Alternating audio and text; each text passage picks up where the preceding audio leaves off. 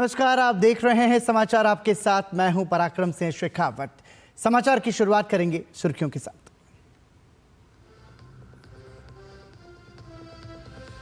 छिहत्तरवें गणतंत्र दिवस पर दुनिया ने देखी भारत की सांस्कृतिक और सामरिक शक्ति की झलक। कर्तव्य पथ पर राष्ट्रपति ने ली परेड की सलामी। इंडोनेशिया के राष्ट्रपति रहे मुख्य अतिथि। प्रधानमंत्री ने शहीद सैनिकों को किया नमन।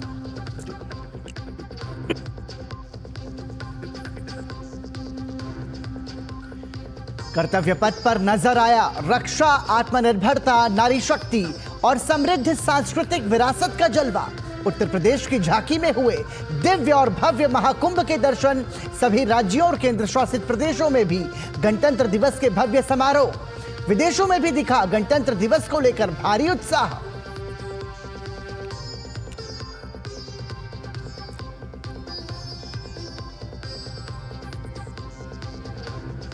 छिहत्तरवें गणतंत्र दिवस के मौके पर राष्ट्रपति भवन में एट होम रिसेप्शन कार्यक्रम का आयोजन। राष्ट्रपति द्रौपदी मुर्मू ने की विशिष्ट अतिथियों की मेजबानी। उपराष्ट्रपति जगदीप धनखड़ और प्रधानमंत्री नरेंद्र मोदी के साथ इंडोनेशिया के राष्ट्रपति प्रबोवो सुबियांतो भी कार्यक्रम में रहे मौजूद।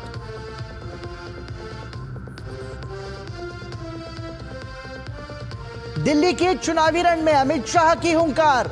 कहा 8 फरवरी को मिलेगा आपदा से छुटकारा। आम आदमी पार्टी बोली कुछ भी हो आएगा तो केजरीवाल ही। कांग्रेस का भाजपा और आप दोनों पर निशाना।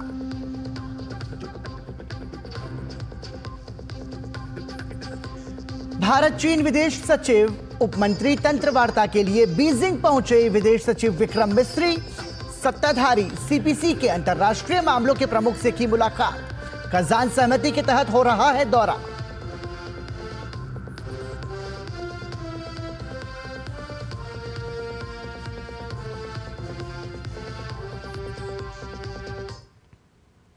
और सुर्खियों के बाद खबरों पर नजर विस्तार से। 76वें गणतंत्र दिवस के मौके पर आज दुनिया ने भारत की सैन्य क्षमता को देखा तो भारत की विविधता में एकता की ताकत के दर्शन भी किए। दिल्ली के कर्तव्य पथ पर हुए मुख्य कार्यक्रम में इंडोनेशिया के राष्ट्रपति मुख्य अतिथि के रूप में शामिल हुए।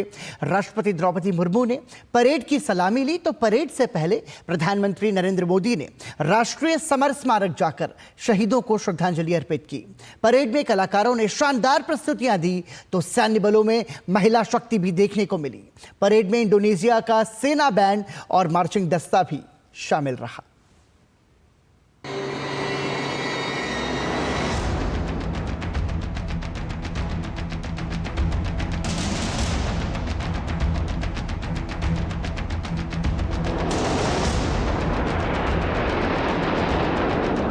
हिंदुस्तान अपना 76वां गणतंत्र दिवस मना रहा है। देश की आन बान शान का नजारा आज दिल्ली के कर्तव्य पथ पर देखने को मिला, जहां न सिर्फ देश की सैन्य ताकत को दुनिया ने देखा तो वहीं भारत की विविधता में एकता का प्रदर्शन भी कर्तव्य पथ पर देखने को मिला। परेड की शुरुआत से पहले प्रधानमंत्री नरेंद्र मोदी ने राष्ट्रीय समर स्मारक जाकर देश के लिए अपना सर्वस्व न्यौछावर कर देने वाले जवानों को सभी देशवासियों की ओर से श्रद्धांजलि अर्पित की।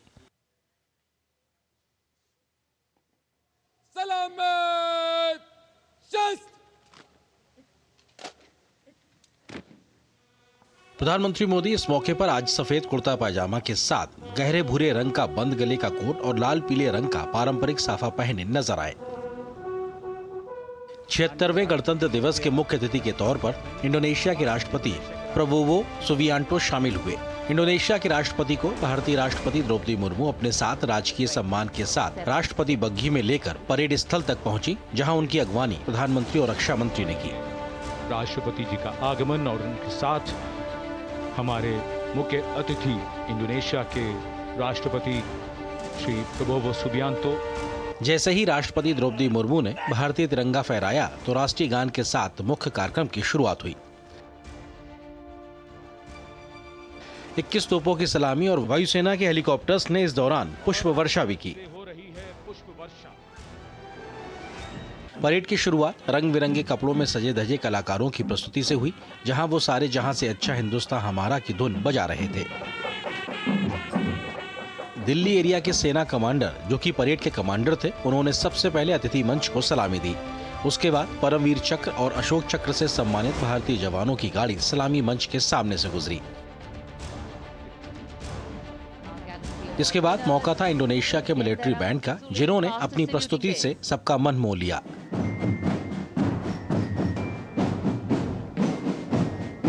एक 190 सदस्यीय इंडोनेशिया का सेना बैंड के मार्चिंग दस्ते की सलामी इंडोनेशिया के राष्ट्रपति ने भी ली, तो दर्शक दीर्घा में बैठे तमाम गणमान्य लोगों ने खड़े होकर इंडोनेशिया के मिलिट्री बैंड की हौसला अफजाई की।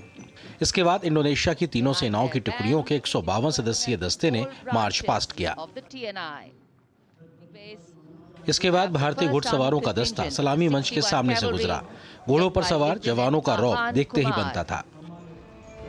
फिर हुआ भारतीय सैन्य ताकत का प्रदर्शन, जिसमें तीनों सेनाओं की स्वदेशी तकनीक के दर्शन हुए, तो मेक इन इंडिया के आधार पर बढ़ती भारतीय सैन्य ताकत को भी दुनिया ने देखा।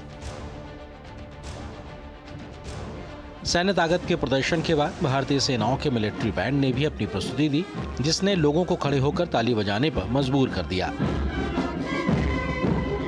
परेड के दरमियान कर्तव्य पथ भारतीय जवानों के डेयर डेविल्स टुकड़ी के हैरतअंगेज कर्तव्यों का गवाह भी बना। सूबेदार अनिल कुमार और 8 डेयर डेविल 9 मोटरसाइकिलों पर 33 मैन पिरामिड तैयार करते हुए। इसके बाद बारी थी फ्लाई पास्ट की, जिसमें भारतीय वायुसेना के ट्रांसपोर्ट विमानों से लेकर युद्धक विमानों ने अलग अलग फॉर्मेशन से भारतीय ताकत का उत्कृष्ट प्रदर्शन किया।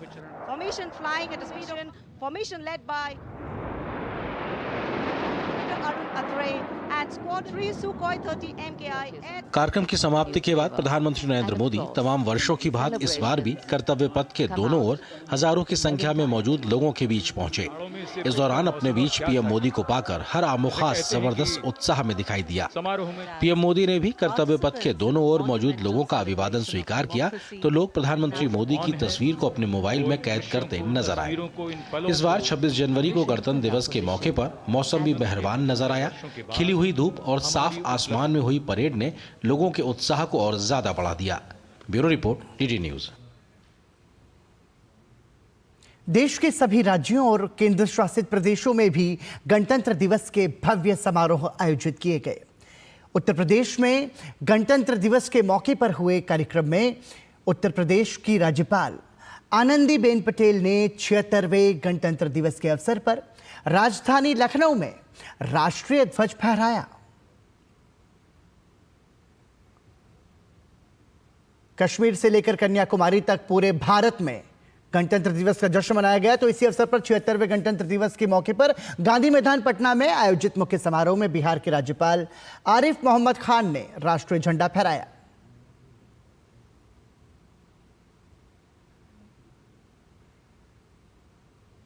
तो वहीं 76वें गणतंत्र दिवस के अवसर पर गुजरात के राज्यपाल आचार्य देवव्रत ने मुख्यमंत्री भूपेंद्र पटेल के साथ अहमदाबाद में राष्ट्रीय ध्वज फहराया।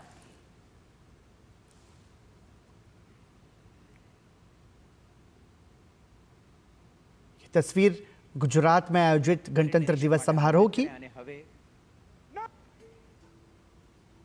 इसके साथ ही अभिनेता आमिर खान गणतंत्र दिवस के अवसर पर गुजरात पहुंचे, जहां उन्होंने स्वतंत्र भारत के पहले उप प्रधानमंत्री और गृह मंत्री सरदार वल्लभ भाई पटेल को नमन किया।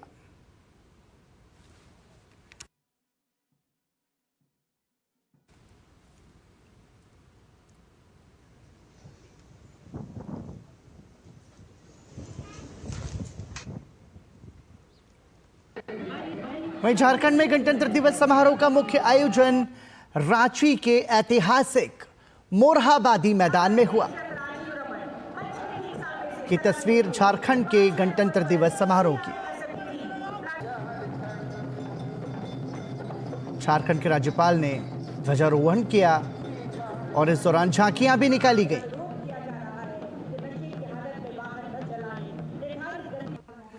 वहीं असम के राज्यपाल लक्ष्मण प्रसाद आचार्य ने 76वें गणतंत्र दिवस के अवसर पर गुवाहाटी के खानापारा में आयोजित कार्यक्रम में तिरंगा फहराया।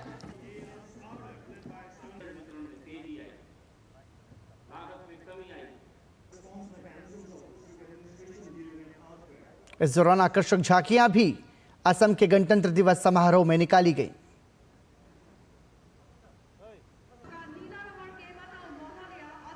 साथ ही मणिपुर की राजधानी इंफाल में गणतंत्र दिवस का समारोह मनाया गया। इस मौके पर राज्यपाल अजय कुमार भल्ला ने तिरंगा फहराया। इस मौके पर मुख्यमंत्री एन बीरेन सिंह भी मौजूद रहे।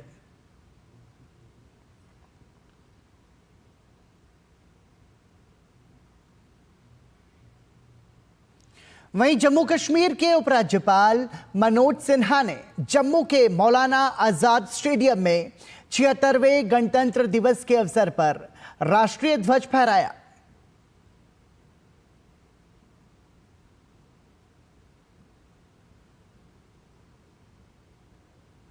इस दौरान भारी संख्या में लोग वहां पर मौजूद रहे। जम्मू कश्मीर के उपराज्यपाल मनोज सिन्हा ने तिरंगा फहराया और गणतंत्र दिवस के मौके पर संबोधन भी दिया। वहीं तेलंगाना के मुख्यमंत्री रेवंत रेड्डी ने 76वें गणतंत्र दिवस के अवसर पर अपने आवास पर राष्ट्रीय ध्वज फहराया।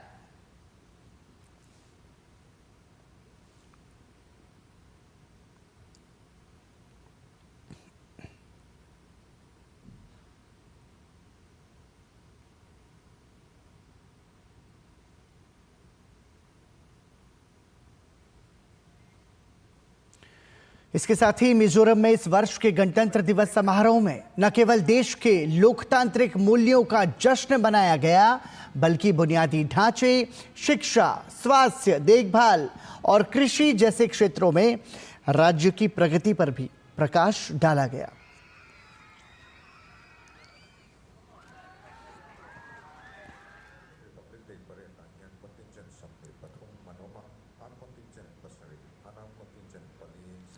छिहत्तरवें गणतंत्र दिवस पर हरियाणा के मुख्यमंत्री नायब सैनी ने भी ध्वजारोहण किया और रेवाड़ी में राष्ट्रीय ध्वज फहराया।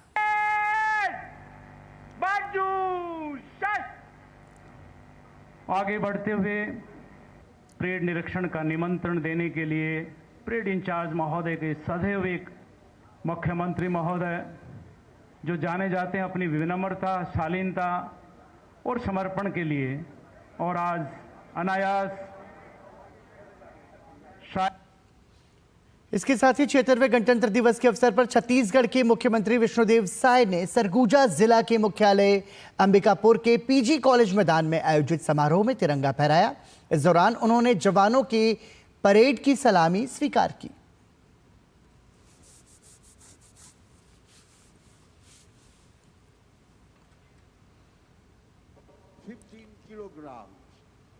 वहीं पश्चिम बंगाल की मुख्यमंत्री ममता बनर्जी ने कोलकाता में गणतंत्र दिवस 2025 समारोह में हिस्सा लिया। इस अवसर पर मुख्यमंत्री ममता बनर्जी ने भी तिरंगे को सलामी दी और परेड और पश्चिम बंगाल के विकास को प्रदर्शित करती विभिन्न विभागों की झांकियों का अवलोकन किया।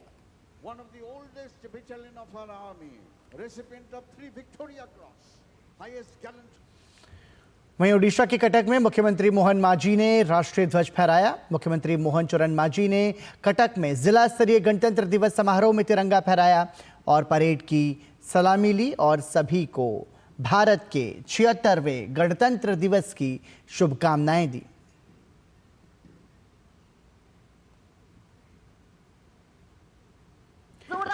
राजस्थान में राज्यपाल हरिभाऊ बागड़े ने ध्वजारोहण किया, गणतंत्र दिवस के मौके पर और परेड का निरीक्षण भी किया। कार्यक्रम में मुख्यमंत्री भजनलाल शर्मा भी मौजूद रहे। राजस्थान के मुख्यमंत्री भजनलाल शर्मा ने जयपुर में 76वें गणतंत्र दिवस के अवसर पर तिरंगा फहराया।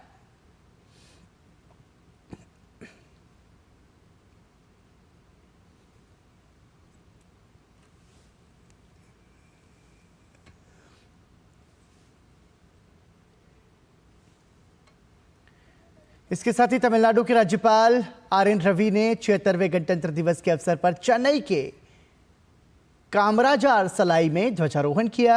इस दौरान तमिलनाडु के मुख्यमंत्री एम.के. स्टालिन भी मौजूद रहे।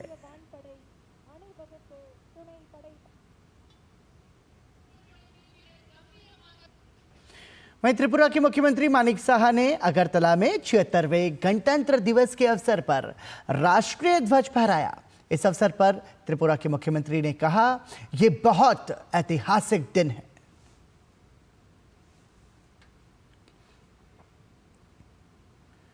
गोवा के राज्यपाल पी.एस. श्रीधरन पिल्लई ने उत्तरी गोवा के तालेई गांवों में तिरंगा फहराया। इस मौके पर उन्होंने परेड की सलामी ली और सभी को भारत के 76वें गणतंत्र दिवस की शुभकामनाएं दी।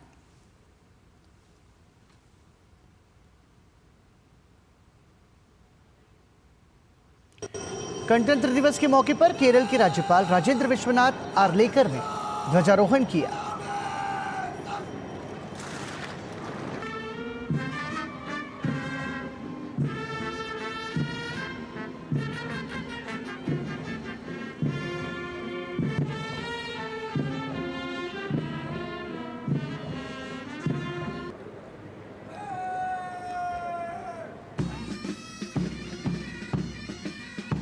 ഒന്നാമതായി ബഹുമാനപ്പെട്ട ഗവർണർക്ക് അഭിവാദനം അർപ്പിച്ച് കടന്നു പോകുന്നത് കരസേനയുടെ ഗർവം.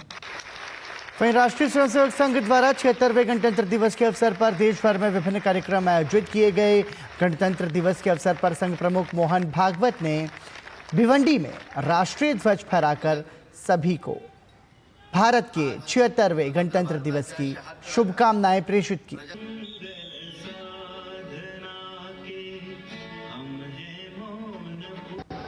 वहीं 76वें गणतंत्र दिवस के मौके पर अटारी बॉर्डर देशभक्ति के नारों से गूंज उठा। पंजाब के अमृतसर जिले में स्थित अटारी बॉर्डर पर देशभक्ति और गर्व का अद्भुत संगम देखने को मिला। गणतंत्र दिवस का कार्यक्रम देखने के लिए बड़ी संख्या में दर्शक अटारी बॉर्डर पहुंचे थे।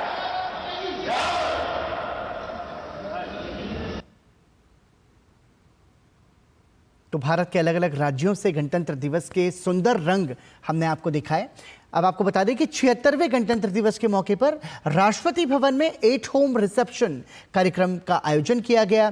इस मौके पर राष्ट्रपति ने विशिष्ट अतिथियों के लिए एट होम रिसेप्शन की मेजबानी की। कार्यक्रम में इंडोनेशिया के राष्ट्रपति प्रबोवो सुबियांतो, उपराष्ट्रपति जगदीप धनखड़ और प्रधानमंत्री नरेंद्र मोदी सहित अन्य गणमान्य व्यक्ति उपस्थित रहे।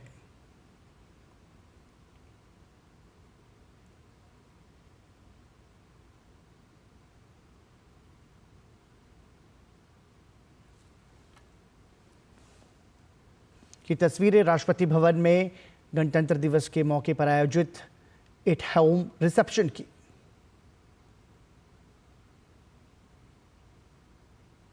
इस दौरान विशिष्ट अतिथि मौजूद रहे। साथ ही साथ गणतंत्र दिवस के मौके पर भारतीय गणतंत्र दिवस 76वें गणतंत्र दिवस के मुख्य अतिथि इंडोनेशिया के राष्ट्रपति प्रबोवो सुबियांतो भी इस एट होम रिसेप्शन में शामिल हुए और इस दौरान सांस्कृतिक कार्यक्रमों की प्रस्तुतियां भी दी गई।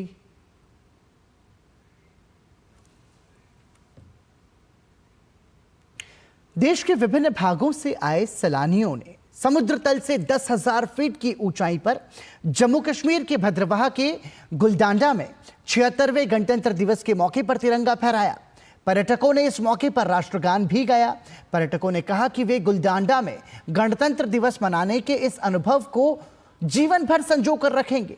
उन्होंने कहा कि गणतंत्र दिवस के अवसर पर 10,000 फीट की ऊंचाई पर राष्ट्रीय ध्वज फहराना उनके लिए गर्व और सम्मान की बात है।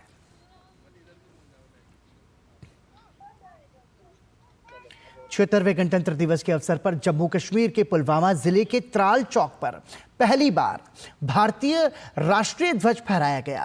त्राल चौक पर बच्चे, बुजुर्ग और युवा द्वारा संयुक्त रूप से ध्वजारोहण किया गया, जो पीढ़ियों की एकता और राष्ट्र के प्रति उनकी साझा प्रतिबद्धता को भी दर्शाता है। पूरा चौक भारत माता की जय के नारे और देशभक्ति के गीतों से गूंज उठा।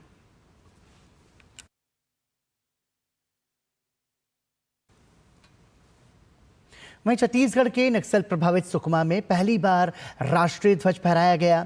गणतंत्र दिवस के अवसर पर स्वतंत्रता के बाद पहली बार यहां पर राष्ट्रीय ध्वज फहराया गया।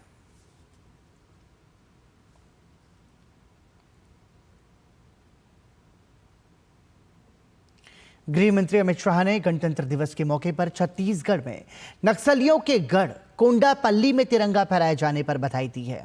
उन्होंने सोशल मीडिया प्लेटफॉर्म एक्स पर एक पोस्ट साझा किया, जिसमें उन्होंने लिखा, कभी नक्सलियों का गढ़ रहे छत्तीसगढ़ के कोंडापल्ली में गणतंत्र दिवस के उपलक्ष्य में तिरंगा फहराया जाना गौरव का विषय है। मोदी सरकार की नक्सलवाद के खिलाफ जीरो टॉलरेंस नीति के कारण नक्सल प्रभावित क्षेत्र अब देश की गणतांत्रिक व्यवस्था में बढ़ चढ़कर हिस्सा ले रहे हैं। मैं इसके लिए देश के सुरक्षा बलों के जवानों और प्रभावित क्षेत्रों के लोगों को बधाई देता हूं।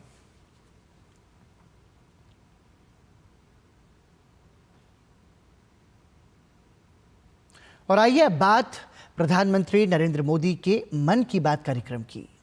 मन की बात कार्यक्रम के दौरान प्रधानमंत्री नरेंद्र मोदी ने जिन लोगों से संवाद किया है उन सभी को गणतंत्र दिवस समारोह पर आमंत्रित किया गया। देश के कोने कोने से आए ये सभी लोग समारोह के बाद केंद्रीय रेल, सूचना प्रसारण और सूचना एवं प्रौद्योगिकी मंत्री अश्विनी वैष्णव से मिले और अपने अनुभव साझा किए। देखिए हमारे संवाददाता अभिषेक सिंह की ये खास रिपोर्ट। जी हां, हम बात कर रहे हैं विश्व में मशहूर और भारत के इतिहास में सबसे ज्यादा सुनने वाला रेडियो कार्यक्रम मन की बात की, जिसे स्वयं प्रधानमंत्री नरेंद्र मोदी होस्ट करते हैं।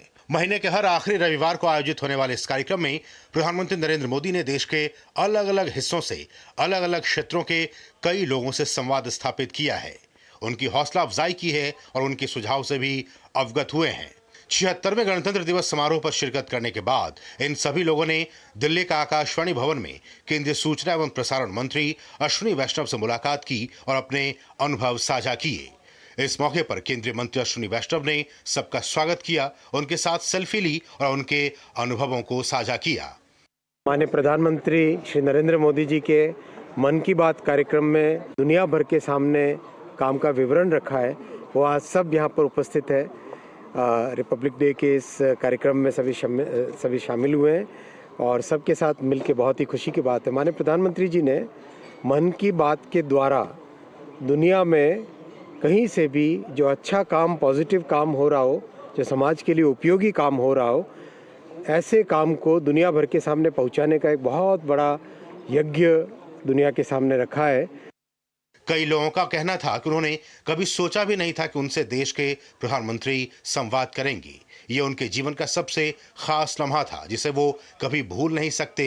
तो वहीं कई लोग कहते नजर आए कि प्रधानमंत्री मोदी से संवाद के बाद उनके जीवन में बहुत बड़ा सकारात्मक बदलाव आया, उन्हें पहचान मिली और आज वो अपने क्षेत्र में प्रेरणा स्रोत की तरह देखे जाते हैं। यूं कहें कि सभी के जुबान पर पीएम मोदी द्वारा देश भर में किए जा रहे विकास कार्यों को लेकर एक विश्वास नजर आया, जिसमें भारत को फिर से सोने की चिड़िया बनाने का सामर्थ्य है।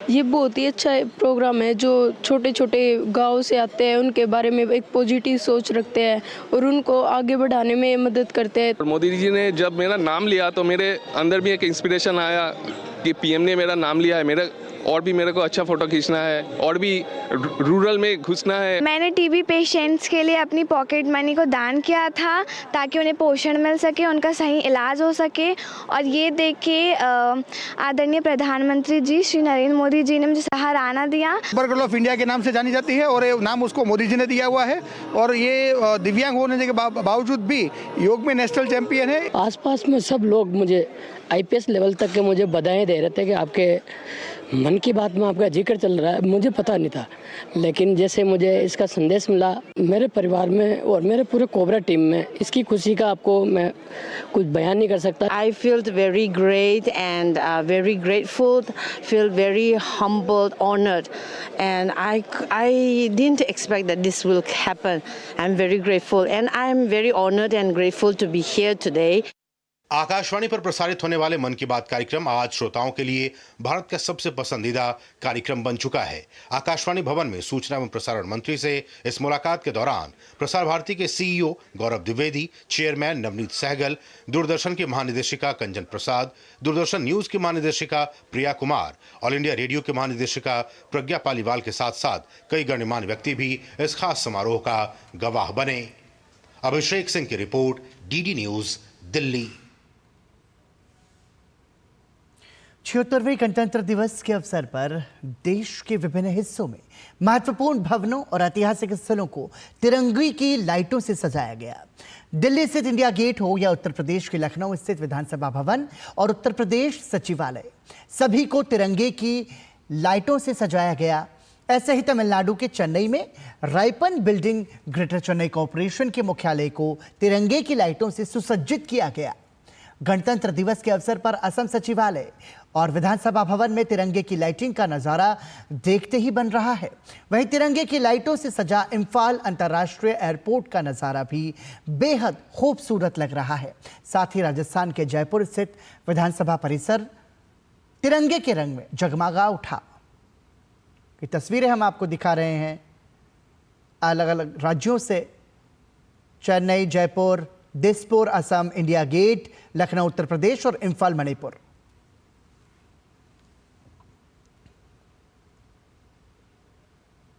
वहीं आयरलैंड में भारतीय दूतावास में 76वें गणतंत्र दिवस को बड़ी धूमधाम से मनाया गया।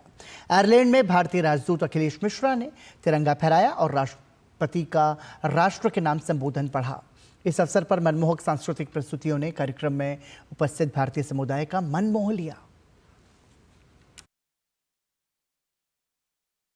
As our country prepares for a Viksit Bharat vision, realizing that vision requires collective action on the part of the society as a whole, in which every individual has to perform his or her duty to the fullest.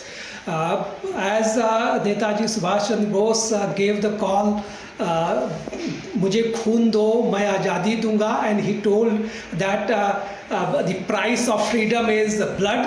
So the price of maintaining freedom is also blood and sweat of the citizens. The realization of the vision of Viksit Bharat requires action, dedicated action, concerted action, collaborative action. Delhi चुनाव अपने चरम पर पहुंच चुका है। भाजपा, आम आदमी party के साथ कांग्रेस भी पूरी ताकत के साथ चुनावी लड़ाई में है, लेकिन इसी चुनावी रंग में रंगे कलाकार भी छद्म रूप धारण कर जनता के बीच पहुंच रहे हैं और जनता से सोच समझकर मतदान करने की अपील कर रहे हैं। चुनावी कवरेज के दौरान हमारे वरिष्ठ सहयोगी अमरेंद्र गुप्ता की मुलाकात भी एक ऐसे ही शख्स से हुई जो रचनात्मक हास्य के अंदाज में दिल्ली की जनता के साथ संवाद कर रहे हैं। आइए देखते हैं चुनावी रंग की एक ऐसी ही तस्वीर को। सीधे बात करेंगे पीके के भाई डीके से, जो इस समय दिल्ली की सड़कों पर घूम घूम कर लगातार अपनी बात रख रहे हैं। पहले तो मुझे बताइए, आखिर क्या हुआ है? दिल्ली तो लंदन पेरिस था, तो आपको टोपी, हेलमेट ये सब लगाना पड़ा और आपको ये लहंगा पहनना पड़ा। कौनो कामे नहीं हुआ गोला पर, 2 बार से वोटवा ले लिया और काम नहीं किया। वोटवा तो 2 वक्त से ले लिया, काहे कि पिरामिड खाली ही गोला पर जो चल रहा है ना, खाली पिरामिड का खेल है कि तो हम तुमका हाई दूंगा, हाउ दूंगा, ये गोला को लंदन बनाऊंगा, पेरिस बनाऊंगा। बीच में ये फिरकी ले रहे हैं। 2 वक्त से ही गोला का लोग रांग बटनियां दबा रहा है।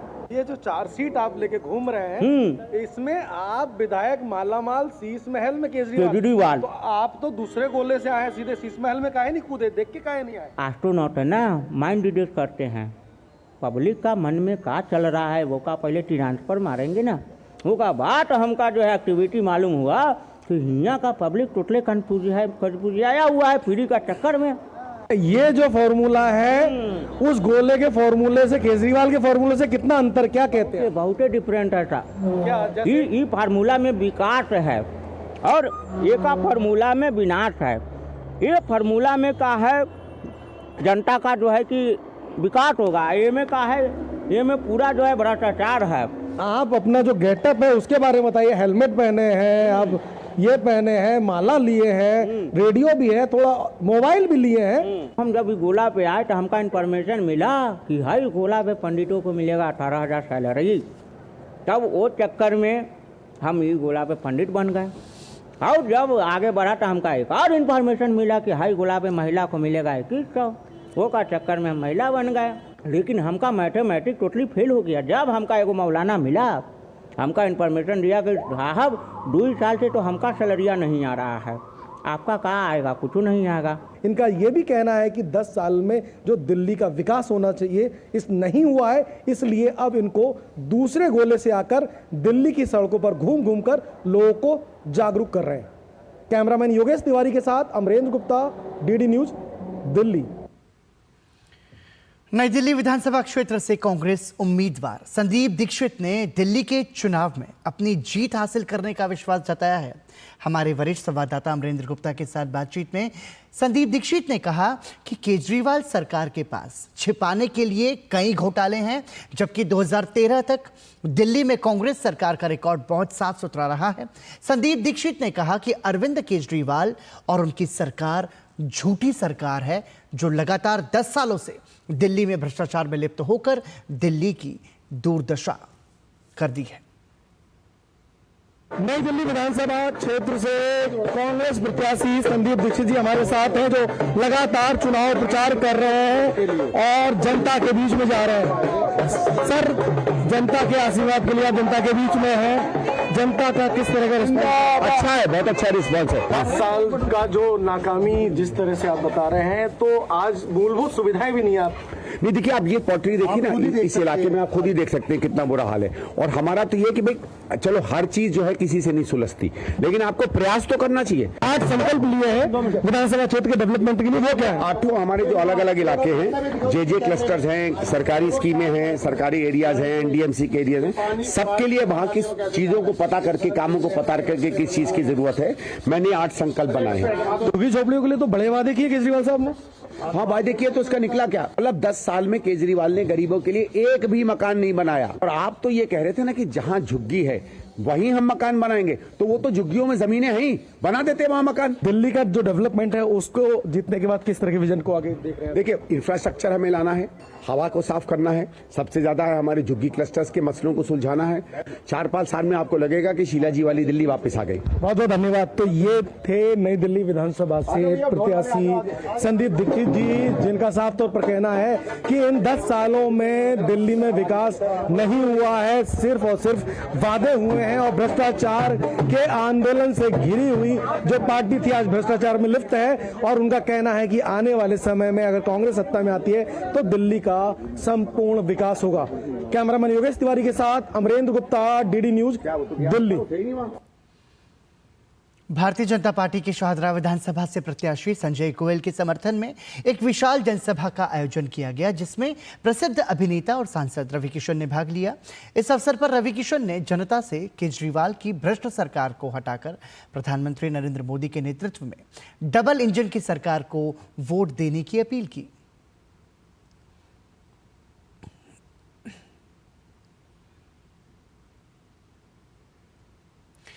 उत्तराखंड नगर निकाय चुनाव में अधिकांश सीटों पर भाजपा ने जीत हासिल की है। प्रदेश की कुल 11 नगर निगमों में से 10 मेयर सीटों पर भाजपा ने जीत हासिल की है, जबकि श्रीनगर की एक सीट पर निर्दलीय प्रत्याशी जीते हैं। प्रदेश के मुख्यमंत्री पुष्कर सिंह धामी ने सभी विजयी प्रत्याशियों को बधाई और शुभकामनाएं दी हैं। जो विजयी हमारे प्रत्याशी हैं, जिनको दायित्व जनता ने दिया है, उन सबको भी अपनी शुभकामनाएं देता हूं, बधाई देता हूं। पार्टी के हमारे सभी पदाधिकारियों को, कार्यकर्ताओं को, उनको भी मैं बहुत धन्यवाद करता हूं कि उनकी अथक मेहनत परिश्रम से भारतीय जनता पार्टी की निगमों में, निकायों में सरकार बनी है। ट्रिपल इंजन की सरकार बनी है। हम जनता की अपेक्षाओं पर खरे उतरेंगे और जो हमने वायदे किए हैं, जो संकल्प लिए हैं, उनको हम धरातल पर उतारेंगे। उत्तराखंड में समान नागरिक संहिता 27 जनवरी को लागू की जाएगी। 2.5 साल की तैयारियों के बाद यूसीसी लागू करने के लिए सभी आवश्यक प्रक्रियाओं को पूरा कर लिया गया है, जिसमें अधिनियम की नियमावली को मंजूरी और संबंधित अधिकारियों का प्रशिक्षण शामिल है। इसी के साथ उत्तराखंड स्वतंत्र भारत का पहला राज्य बनेगा जहां ये कानून यानी कि समान नागरिक संहिता प्रभावी होगी। देवभूमि उत्तराखंड में समान नागरिक संहिता लागू होने का इंतजार समाप्त होने जा रहा है। राज्य में समान नागरिक संहिता कानून यूसीसी को लागू करने की सभी तैयारियां पूरी की जा चुकी हैं। अब इसे वास्तविकता में बदलने में कुछ घंटों की बात है। समान नागरिक संहिता कानून यानी यूसीसी 27 जनवरी से उत्तराखंड में लागू हो जाएगा। राज्य के मुख्यमंत्री पुष्कर सिंह धामी ने इसके लागू होने की घोषणा भी कर दी है। वहीं 27 जनवरी से ही यूसीसी पोर्टल भी शुरू हो जाएगा। इस संबंध में राज्य के गृह सचिव शैलेश बगौली की ओर से आदेश जारी कर दिया गया है। आदेश के अनुसार 27 जनवरी को यह कार्यक्रम मुख्यमंत्री आवास स्थित मुख्य सेवक सदन में आयोजित किया जाएगा। इस दौरान मुख्यमंत्री पुष्कर सिंह धामी समान नागरिक संहिता उत्तराखंड 2024 को लागू किए जाने के लिए नियमावली और पोर्टल का लोकार्पण करेंगे। इसके साथ ही पोर्टल आम जनों के लिए खोल दिया जाएगा। आपको बता दें कि धामी सरकार ने 20 जनवरी को आपात कैबिनेट बैठक बुलाकर यूसीसी की नियमावली को मंजूरी दी थी। इसके लिए सरकार की ओर से राज्य निर्वाचन आयोग से विशेष अनुमति भी ली गई थी। राज्य में यूसीसी को कब से लागू किया जाएगा, यह तय करने के लिए मंत्रिमंडल ने मुख्यमंत्री पुष्कर सिंह धामी को अधिकृत किया था। की सभी तैयारियां पूरी हो गई हैं और एक समृद्ध समाज बने, इसमें लिंग जाति वर्ग कोई भी भेद न हो, धर्म का भेद न हो, सबके लिए एक कानून, ये हमारे प्रधानमंत्री आदरणीय मोदी जी के नेतृत्व में हमारा देवभूमि उत्तराखंड की जनता के साथ संकल्प था, हमारा वायदा था। हम उस वायदे को पूरी तरह से कल लागू करके पूरा कर रहे हैं। उत्तराखंड में यूसीसी को लागू करना भाजपा का प्रमुख मुद्दा था। प्रदेश में 2022 में हुए विधानसभा चुनावों के दौरान भाजपा की ओर से किए गए प्रमुख वादों में से यह एक है। वहीं प्रदेश की दोबारा सत्ता संभालते ही मुख्यमंत्री पुष्कर सिंह धामी के नेतृत्व में मंत्रिमंडल की पहली ही बैठक में यूसीसी प्रस्ताव को मंजूरी देते हुए उसका मसौदा तैयार करने के लिए विशेषज्ञ समिति के गठन पर मुहर लगा दी गई थी। इसके लिए सुप्रीम कोर्ट की सेवानिवृत्त न्यायाधीश रंजना प्रकाश देसाई की अध्यक्षता में 27 मई 2022 को गठित विशेषज्ञ समिति ने लगभग 1.5 साल की मेहनत से तैयार अपनी रिपोर्ट 2 फरवरी 2024 को राज्य सरकार को सौंपी थी, जिसके आधार पर मार्च 2024 में राज्य विधानसभा ने यूसीसी विधेयक पारित कर दिया। उसके बाद 12 मार्च 2024 को राष्ट्रपति ने भी उसे अपनी मंजूरी दे दी थी। अब यूसीसी को लागू करने की सभी तैयारियां पूरी कर ली गई हैं। इसी के साथ ही उत्तराखंड समान नागरिक संहिता लागू करने वाला देश का पहला राज्य बन जाएगा। संजीव सुंदरयाल की रिपोर्ट, डीडी न्यूज। और आइए बात करते हैं दिव्य और भव्य महाकुंभ की।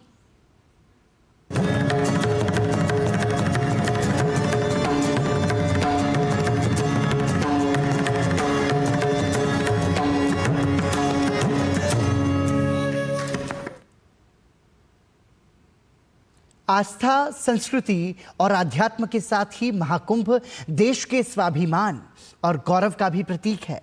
और इस स्वाभिमान की झलक 76वें गणतंत्र दिवस परेड के मौके पर भी देखने को मिली, जब नई दिल्ली के कर्तव्य पथ पर माफ कीजिएगा, गणतंत्र दिवस परेड में महाकुंभ 2025 की झांकी ने भारतीय परंपरा, आस्था और संस्कृति की भव्यता को जीवंत कर दिया। उत्तर प्रदेश की झांकी में इस गौरवमयी परंपरा को दर्शाया गया। इस झांकी की थीम थी महाकुंभ 2025, स्वर्णिम भारत, विरासत और विकास। इस झांकी में महाकुंभ मेले की भव्यता के साथ ही विकास और विरासत का अद्भुत संगम प्रदर्शित किया गया। इसके साथ ही उत्तर प्रदेश की झांकी में समुद्र मंथन, अमृत कलश और संगम तट पर डुबकी लगाते साधु संतों के प्रदर्शन के साथ प्रयागराज में जारी महाकुंभ का जश्न भी मनाया गया। में झूम रहे हैं साधु संत जन, पुलक भरा है तन मन में। Going past the saluting base. सर्व सिद्धि प्रदः कुंभः, सर्व सिद्धि प्रदः कुंभः, स्वर्ग लोक की आभा उतरी तीर्थराज के आंगन में, झूम रहे हैं साधु संत जन, पुलक भरा है तन मन में। भव्य दिव्यो महाकुंभः सर्व सिद्धि प्रदायकः, स्वर्ग लोक की आभा उतरी तीर्थराज के आंगन में, झूम रहे हैं साधु संत जन, पुलक भरा है तन मन। महाकुंभ में संगम के तट पर हर तरफ भक्ति, मुक्ति और तत्व ज्ञान की बातों की चर्चा हो रही है। भक्ति और ज्ञान की ये चर्चाएं संतों द्वारा लगाए गए कई शिविरों में हो रही है। इन शिविरों में कहीं कथा तो कहीं हवन पूजन, कहीं आरती तो कहीं आराधना चल रही है।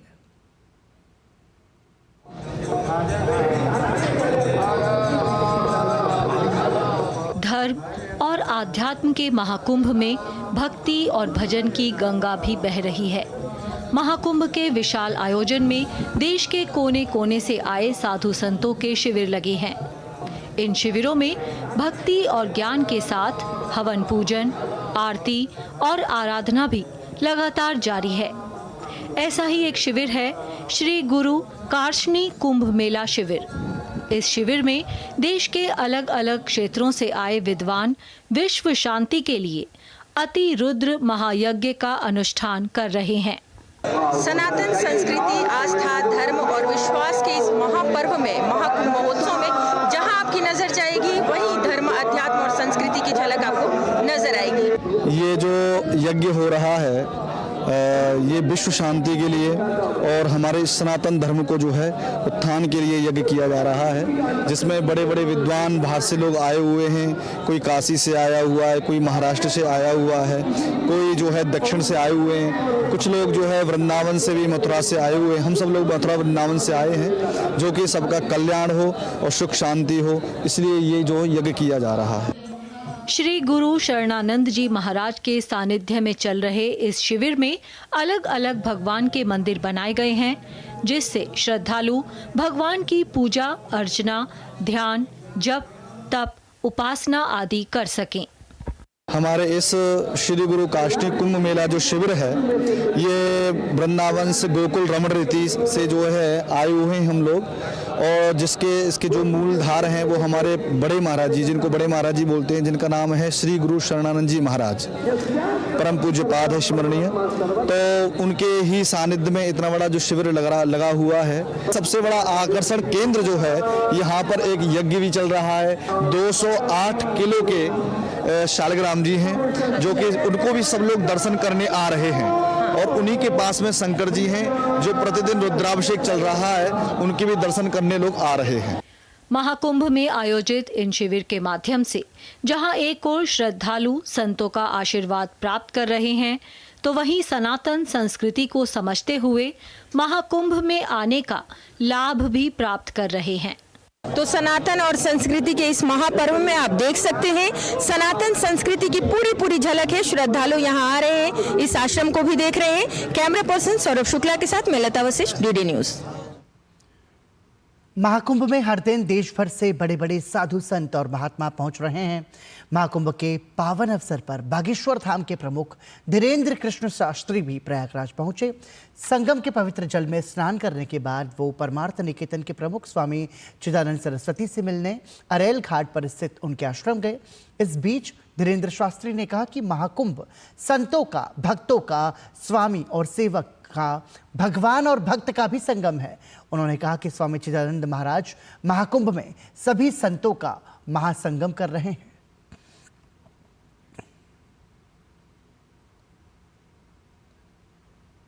दास और स्वामी का संगम है, भक्त और भगवान का संगम है। और अनूठा प्रयोग ये हो रहा है कि यहाँ पर परम पूज्य श्री परमार्थ निकेतन वाले परम पूज्य श्री चिदानंद मुनि जी महाराज जी सभी संतों का महासंगम करवा रहे हैं, क्योंकि ये महाकुंभ है। तो अब महाकुंभ में महासंगम होना चाहिए। 30 तारीख को यहाँ पर हिंदू राष्ट्र के लिए, हिंदुत्व को जगाने के लिए और भारत को बचाने के लिए पूरे संत यहाँ पर आकर के एक धर्म संसद का आयोजन करेंगे। ओलंपिक पदक विजेता मुक्केबाज एमसी मैरी कॉम भी महाकुंभ पहुंची हैं और त्रिवेणी के पवित्र संगम में उन्होंने डुबकी लगाई। मैरी कॉम ने कहा कि सनातन का ये महापर्व वो पहली बार कुंभ में स्नान करने आई हैं। मैरी कॉम ने कहा कि महाकुंभ का हिस्सा बनना उनके लिए बहुत बड़ा पल है। डीडी न्यूज संवाददाता अश्विनी मिश्र ने इस मौके पर मैरी कॉम से बातचीत की। विश्व प्रसिद्ध मुक्केबाज एमसी मैरी कॉम हमारे साथ हैं। किस तरीके से आपका ये एक्सपीरियंस रहा यहाँ पर, किस तरीके से आपने पहुंची संगम, आपने स्नान किया? ये मैं आज में क्यों ये पहुंचा, ये सब क्रेडिट तो हितेश जी है। हम लोग बिजनेस पार्टनर है, आगे मैं फिटनेस चेंज करने वाली हूँ। तो मुझे लगा कि अपॉर्चुनिटीज़ ये मिला है, तो फिर मैं देखने आया, विजिट करने आया। बहुत अच्छा लगा। मैं कभी ज़िंदगी में हिंदू कल्चर का, हिंदू रिलीजन का देखा नहीं है ज़िंदगी में। ये first time in my life. Do you feel it's a Confluence of culture, Confluence of? बहुत अच्छा लगा। कल्चर, अपना कल्चर को ना आगे लेके जाना चाहिए। कोई बात नहीं, हम लोग एक दूसरे को सपोर्ट। हमारा क्रिसमस, क्रिश्चियन में भी क्रिसमस मनाते हैं, हिंदू है ना। तो मैं भी हिंदू में भी ये सिर्फ मैं एक्सप्लोर कर रही हूँ और शामिल अ पार्ट ऑफ मैं भी आया तो बहुत अच्छा लगा। और यही तो एक दूसरे को सपोर्ट नहीं करे, प्यार, यूनिटी डाइवर्सिटी बहुत आगे लेके जाए और आगे बढ़े। धन्यवाद। आप देख सकते हैं कि किस तरीके से एमसी मैरी कॉम पहुंची है। उन्होंने यहाँ पर स्नान किया है महाकुंभ में। और सबसे बड़ी बात यह है कि देश की एकता, अखंडता को मजबूत करता है और सभी पंथों को, सभी धर्मों को यहाँ पर समागम कराता है ये महाकुंभ, और यही हमारी विशिष्ट पहचान है। कैमरा पर्सन रमाकांत के साथ अश्विनी कुमार। आध्यात्मिक गुरु और कथावाचक मुरारी बापू ने महाकुंभ के आयोजन की सराहना की है। महाकुंभ की भव्यता और दिव्यता की प्रशंसा करते हुए मुरारी बापू ने कहा कि ये एक वैश्विक आयोजन है और लोग अगाध श्रद्धा और भक्तिभाव के साथ यहाँ आ रहे हैं। उन्होंने कहा कि महाकुंभ के आयोजन ने दुनिया को भारत के लोगों की भक्ति से परिचित कराया है।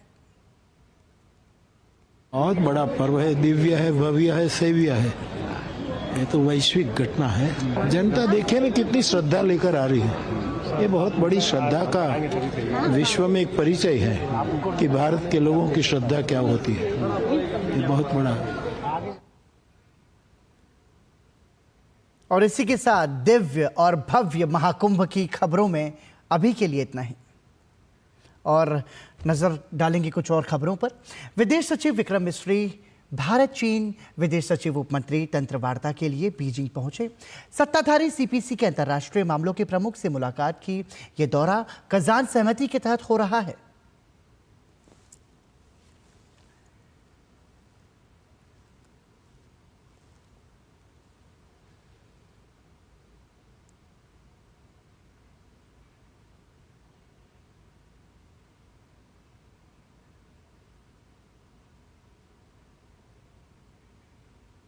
अमेरिका ने बांग्लादेश की यूनूस सरकार को बड़ा झटका दिया है। बांग्लादेश को दी जाने वाली अमेरिकी मदद पर तत्काल रोक लगा दी गई है। यूएसएड ने पत्र लिखकर इसकी जानकारी दी है। यूएसएड ने बांग्लादेश में चल रहे सभी कामों को अचानक निलंबित कर दिया। पत्र में राष्ट्रपति ट्रंप के हालिया कार्यकारी आदेश का हवाला दिया गया है। यूएसएड ने Bangladesh contract, work order, grant cooperative agreement और अन्य सहायता और अधिग्रहण के साधन के तहत किसी भी कार्य को तुरंत बंद या निलंबित करने का आदेश दिया है। अमेरिका के राष्ट्रपति बनने के बाद ट्रंप कई बड़े और कड़े फैसले ले रहे हैं। उन्होंने कई देशों और अंतर्राष्ट्रीय संस्थानों को दी जाने वाली आर्थिक सहायता पर 90 दिनों के लिए रोक लगा दी है।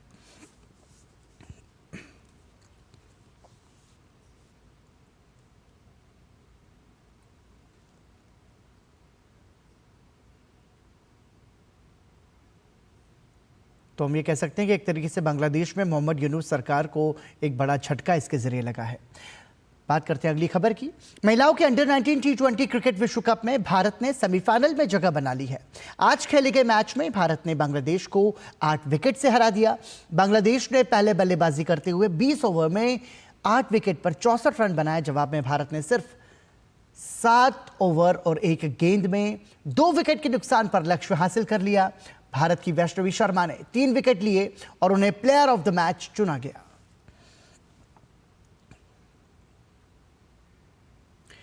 ओडिशा वॉरियर्स ने महिला हॉकी इंडिया लीग का खिताब जीत लिया है। आज खेले गए फाइनल में ओडिशा वॉरियर्स ने सूरमा हॉकी क्लब को 2-1 से मात दी। महिला हॉकी इंडिया लीग का यह पहला संस्करण था।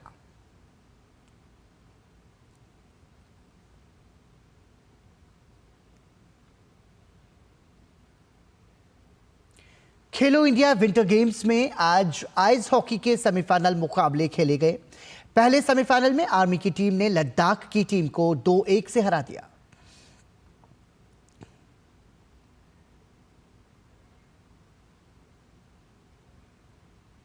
वहीं दूसरे सेमीफाइनल में आईटीबीपी की टीम ने हिमाचल प्रदेश की टीम को 3-1 से मात दी।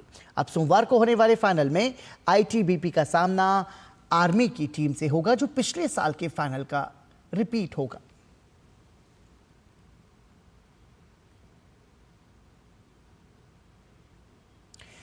यानिक सिनर ने ऑस्ट्रेलियन ओपन का पुरुष एकल खिताब जीत लिया है। आज खेले गए फाइनल में सिनर ने अलेक्जेंडर ज्वेरेव को मात दी। सिनर ने ज्वेरेव को सीधे सेट्स में 6-3, 7-6, 6-3 से मात दी। सिनर ने लगातार दूसरे साल ऑस्ट्रेलियन ओपन का यह खिताब अपने नाम किया है। ये उपलब्धि हासिल करने वाले वो चौथे पुरुष टेनिस खिलाड़ी हैं। इससे पहले आंद्रे अगासी, रोजर फेडरर और नोवाक जोकोविच ने लगातार 2 साल ऑस्ट्रेलियन ओपन जीता था। वहीं सिनर 3 ग्रैंड स्लैम जीतने वाले इटली के पहले टेनिस खिलाड़ी बन गए हैं।